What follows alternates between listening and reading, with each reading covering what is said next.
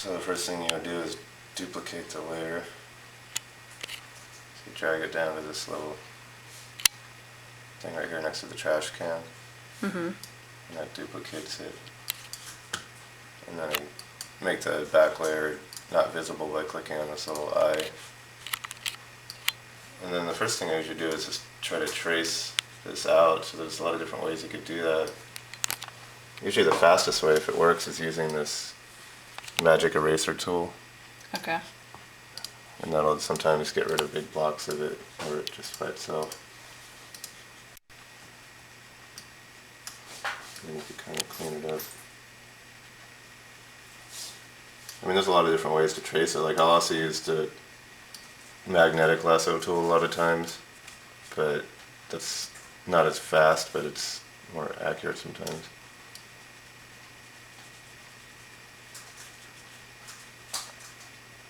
Clean up all the extra edges, and then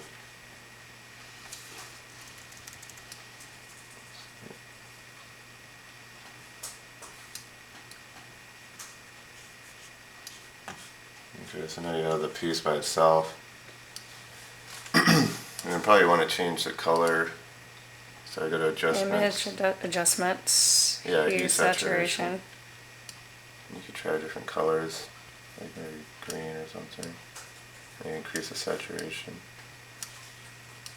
And then I'll also usually go to image adjustments, shadow highlight, just to make it so you could see it a little brighter.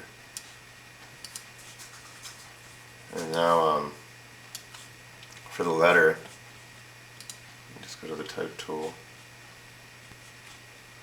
Like a big font. So we're going to do T. And then you just scale it up. I could scale it up just because I usually have the transform controls, show transform controls showing. So we'll check. So that makes it that I can always just scale stuff. And now to make it more interesting, now I go to well, first I'll change the color of the font. So a lot of times he wants to use like the opposite. So you went to the top layer, obviously. Yeah, the layer that has the letter. Okay. So I guess, yeah, I mean the opposite of green would be a red, so red would actually probably work. And now I'll go to edit, transform.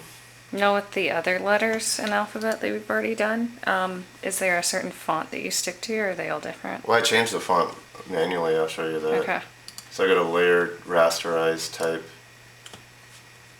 and then I'll go to edit, transform, warp, and now I can make the letter however I want it to be.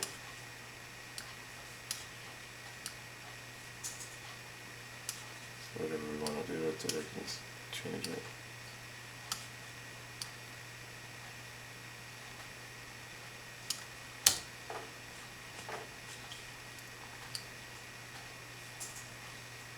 And then just bring it down to transform. And then just to make it look a little bit more like a sculpture, I'll add like a drop shadow.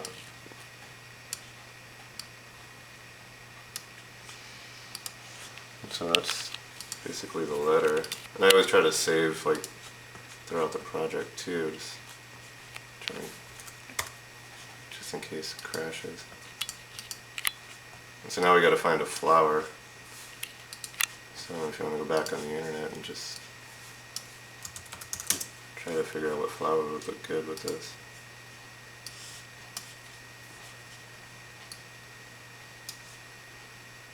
Yeah, maybe this one. I think I might have used this one before. What about the Linda flower?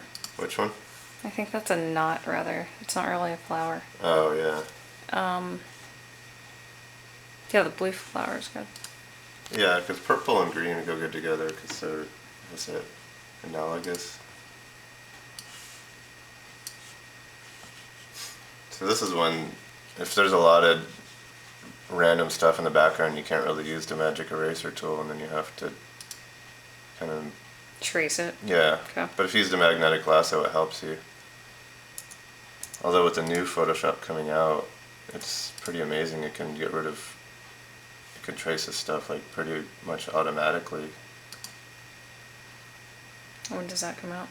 I think it's coming out pretty soon. It's actually really amazing. Like you could just select this flower, just automatically erase it, and the new Photoshop will draw in the leaves behind it, as if like the flower was never there, and it'll actually like look exactly like the leaves. It's really bizarre.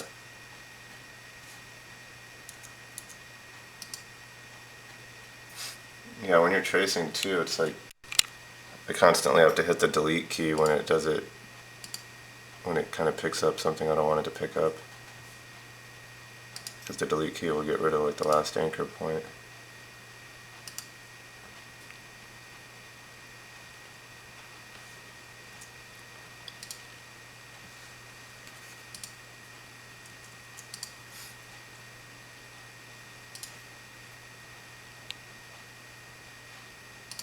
And then once I'm done with that, I do a edit copy, edit paste.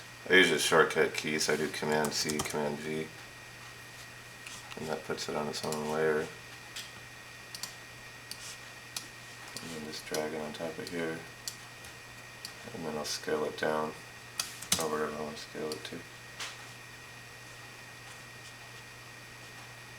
Now it's just a matter of trying to figure out where it looks the best.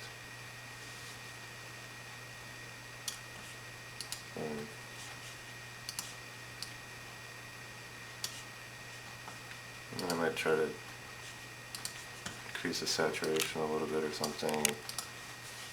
Maybe even put some filter on it, like I use paint daubs a lot of times. I want it to look a little bit less realistic.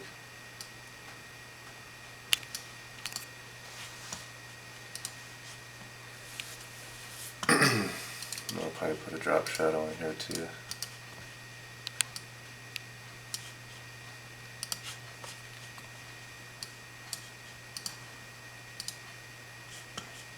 Yeah, that's basically it. Now, I guess this, I really like to stand, so I'll try to do something different.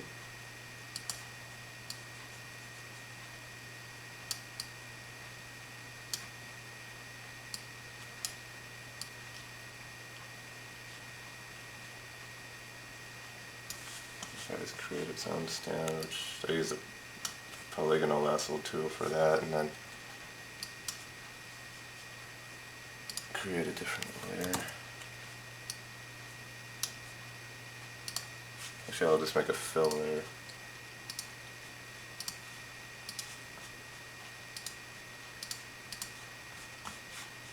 And then just trace out kind of a little stand. And I'll do edit copy, edit paste inside the selection, and then once I have this, I guess Morris wants to have each piece separated out, so you can also see like what each one is. So then I'll go to image canvas size and increase the width so there's enough space to work with. Why did you do width 5? It's more of just a guess.